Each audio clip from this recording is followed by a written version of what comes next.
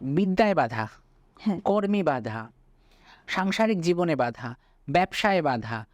দেখুন, আমাদের জীবনে একটি বিদ্যা, একটি মহামায়ার কিন্তু কাজ করছে আমাদের মধ্যে। তাই এই মহামায়ার সৃষ্টি এই মায়া।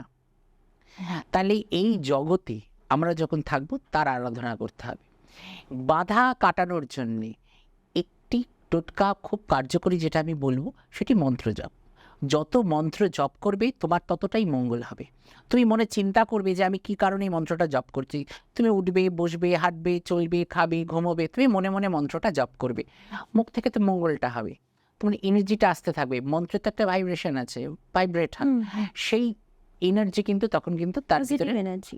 কাজ করে, পজিটিভ এনার্জিটা চলে আসে।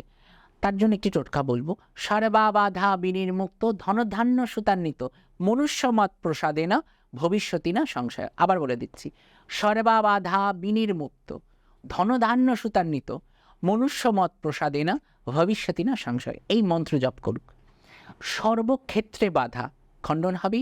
ধন ধান্য অতুল্য ঐশ্বর্য কিন্তু দেবী ভগবতীর কৃপায় প্রাপ্তি হবে। একটি বাধা খণ্ডনের একটি মন্ত্র আমি বললাম। আর